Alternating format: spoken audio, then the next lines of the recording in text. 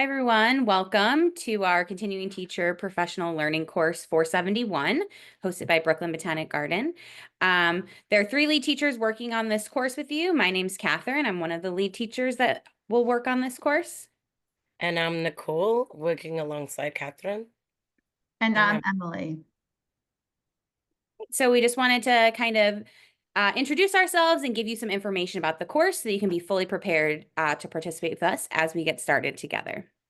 So in this course, we really want to focus on you, and we're going to ask that you brainstorm a problem of practice in this course. So a problem of practice is something that you are interested in strengthening in your own work.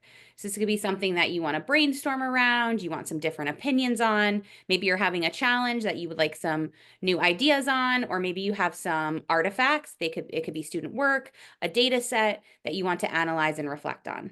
Whatever route you take with your problem of practice, we really want you to focus in on something that's observable and that you can improve upon. The problem of practice is best if it's something that you have direct control and impact on, because our goal is that you can leave our course with some tangible solutions to address the problem of practice that you are working on. In this course, we'll also work in CFGs or critical friend groups, and this is to help support with the problem of practice that you're going to present. So these communities can be really helpful because they allow us to develop collegial relationships with other teachers.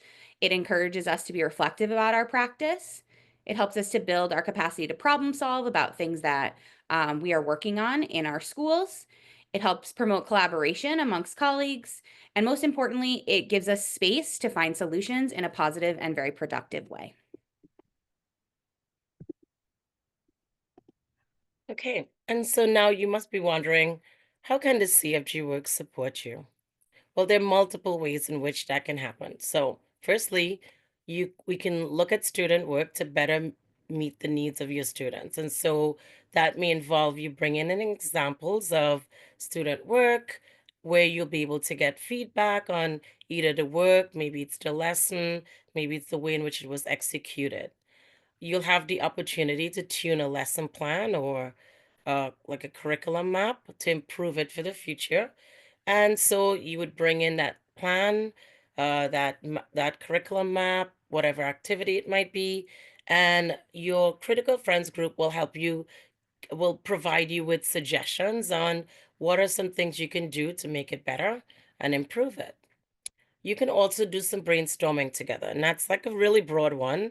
And again, it can be something new you want to try out. It can be a new curriculum, a new activity, something you want to engage with your students or with your colleagues. And again, the Critical Friends group will give you that support to help you figure out how you can move forward with that new idea or concept you want to explore. Examining data in an intentional way to establish next steps. So you can use data from like a recent test, maybe it's state exams data, data that you're collecting on a daily basis from a lab report, from activities in the classroom, and you can use that data to help gauge what are the next steps, what's the next best lesson, how you can tweak a lesson, or ways in which you can do more intentional student support. And last but not least, it can help you find a solution to a dilemma.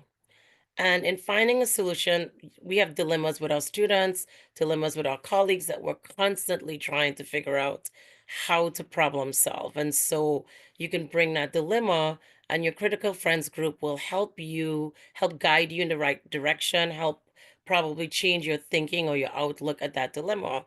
But it's all geared to be solution oriented. Okay. So during this course, you will work one on one with one of the lead teacher coaches, and uh we will look at your problem of practice, and then we will identify the best protocol, a way for us to have a more structured conversation that would lead us to getting feedback from the members of our critical friends group and solutions, so that you're walking away with something that you can take back to your classroom and try out.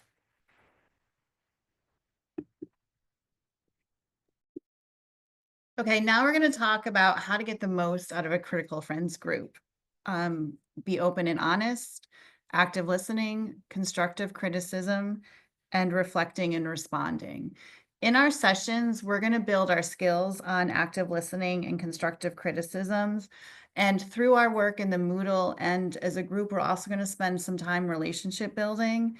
And it's important to keep in mind that this is a great opportunity to get support from like-minded colleagues where everyone is invested in providing opportunities and directions for growth for both yourself and others.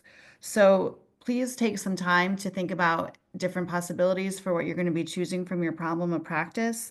And as coaches, we're really excited to meet everyone, to provide support, and we're looking forward to our first session, which is Sunday, January 5th in 2025, and kicking off our community. Thank you.